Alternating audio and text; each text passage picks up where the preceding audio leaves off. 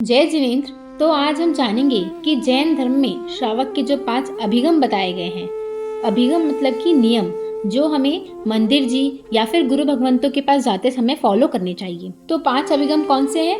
पहला सचित का त्याग, दूसरा अचित का विवेक, तीसरा उत्तरासन, चौथा अंजलिकरण, पांचवा प्रणिधान। तो चलिए समझते हैं। तो पहला है सचित का त्याग। ऐसी कोई भी वस्तु जैसे कि पुष्पों का हार या पुष्प, मुकुट, बालों में गजरा, सर पर बांधा हुआ साफा, जेब या मुंह में पान मसाले, सिगरेट, दवाई, परफ्यूम, इन सब का हमें मंदिर जी के बाहर या उपाश्रय के बाहर ही त्याग कर देना चाहिए या फिर पेड़ी या अन्य किसी स्थान पर रख कर ही मंदिर जी में प्रवेश करना चाहिए। प्रभु को चढ़ाने के लिए सचित वस्तुएं जैसे कि पुष्प, फल आदि ये हम ले जा सकते हैं, अन्यथा हमारी शोभा के लिए पहनी गई कोई भी चीज उसका हमें बाहर ही त्याग कर देना चाहिए।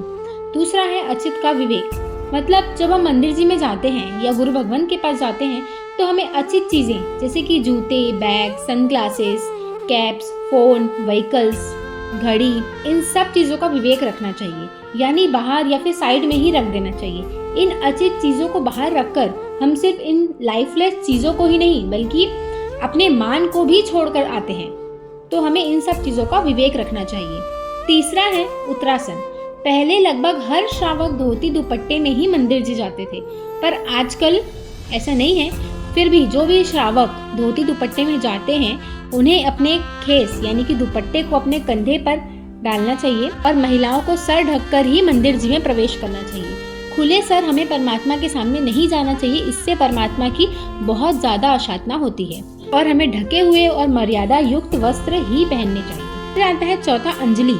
प्रभु के दर्शन होते ही नमो जिनानम कहकर अंजलि बद्ध प्रणाम हमको करना चाहिए, या फिर गुरु भगवान के पास जाते हैं तो उन्हें देखते ही हमें हाथ जोड़कर सर झुका करके प्रणाम करना चाहिए। उसके बाद है प्रणिधान। पूर्ण समर्पण भाव रखना चाहिए।